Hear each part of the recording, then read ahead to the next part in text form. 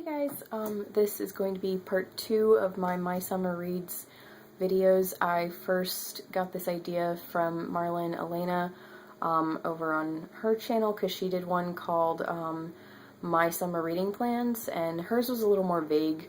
Like, she had a couple books that she was considering, but it was mostly about the kind of books that she wanted to read this summer, whereas I've had my TBR planned out for, it's terrible.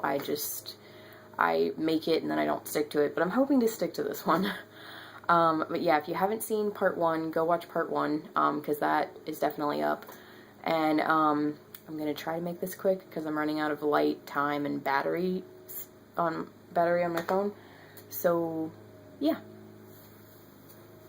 Okay, so first, one of these I don't know if I mentioned in part 1, I feel like I did, but If I Stay and Where She Went by Gail Foreman.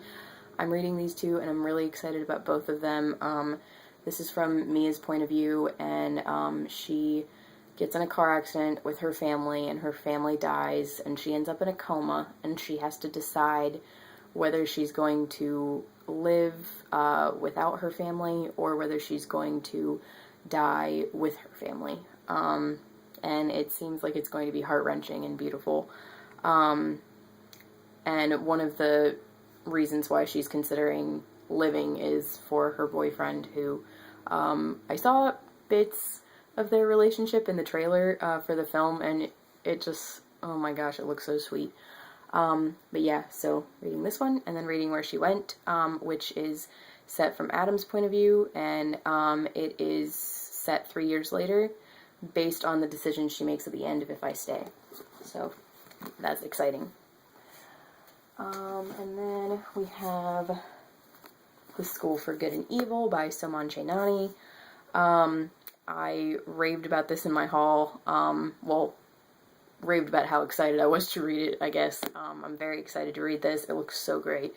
And I actually got this based on Where's Wallace's review of it, and I will link her review down in the, not her review, I'll link her channel down in the description. And I might get World Without Princes if this, if I love this a lot.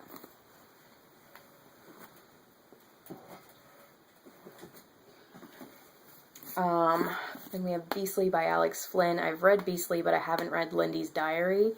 And I'm very excited about reading Lindy's Diary, because it's from it's the same story, but it's from Lindy's point of view, and it's through diary entries, so it sounds great.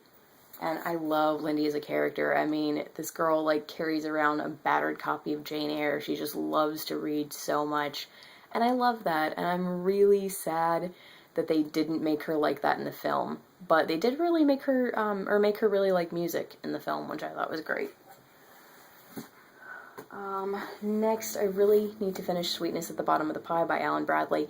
I loved this book when I was reading it, but again, I started it, and then I wanted to read a different genre. I don't know what was up with me last year, but I do that a lot, so yeah. But this is kind of better because I have the rest of the series, so I can just kind of continue on with it throughout this year, so that's exciting. And then we have the Miss Marple short stories by Agatha Christie. I have about half of these left, and I have been loving them. Some of them have been like hit or miss, but I've been really enjoying these. Next we have Tell the Wolves I'm Home by Carol Rifka Brunt. I got this based on Chbosky's review here on YouTube, so if you've never heard of this book, or if you have heard of it but you're kind of on the fence about it or whatever, go watch her review, and you'll probably need to go pick it up immediately, because that was me. I was like, I need that in my life, so I'm very excited about this one. Next is Kissed by an Angel by Elizabeth Chandler. Again, this is one of those books that I got 100 pages in last summer, and to be fair, what stopped me after like 80 pages was that my copy was messed up.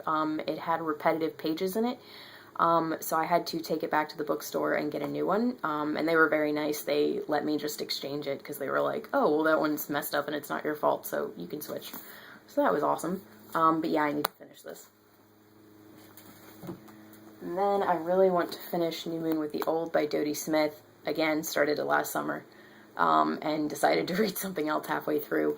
But I really was loving this. This is a very good book if you're like feeling tense or you just want a very calm, comforting book that you would drink a cup of tea with. This is that book. It's really great. And the best part is I remember everything that happens up until where I left off, so I don't have to start over like with some of my other ones. So yeah. Speaking of starting over, I need to start Sea of Monsters over again. Again, started it last summer. That's my theme. Books I need to finish from last summer. But yeah, I really liked the movie. I really liked the Lightning Thief book. And I was really enjoying this when I was reading it. So I'm excited to get into this. And then hopefully I'll get the others for Christmas or something. Next, I need to reread Prime of Miss Jean Brodie by Muriel Spark, because I was really enjoying the writing, but just parts of it I was like, eh. Like it was going really slowly, but I was really enjoying the characters. So I need to start it over and kind of give it a second chance, I guess. Same with I Capture the Castle by Dodie Smith. I love her writing. It is beautiful. And I also love some of the secondary characters. However, the main character in this, Cassandra, drove me crazy when I was reading this, because I was like, I feel like the decisions that you make about your life are that you're basically trying to make yourself miserable, trying to create drama for yourself. And I feel like I'm the only person who's read this who feels that way, because I feel like everyone else who's read this loves it. But yeah, so I need to reread it and see if I change my mind. However, the movie was really good, even though I hated the ending. But that's also why I don't want to finish this book, is because I know how it ends, and I'm like, oh, that's so awkward. I don't even...